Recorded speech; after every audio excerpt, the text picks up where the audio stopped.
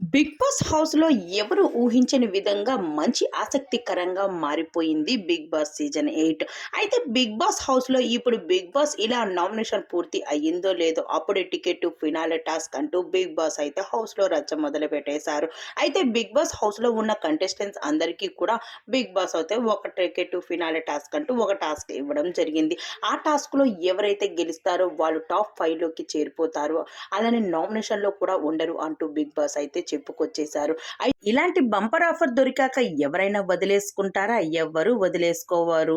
అందుకే ఎవరు కూడా ఎక్కడ తగ్గేదే లేదు అంటూ ఒకరిని ఒకరు నెట్టుకుంటూ మరుతూ రెచ్చిపోతూ వచ్చేశారు.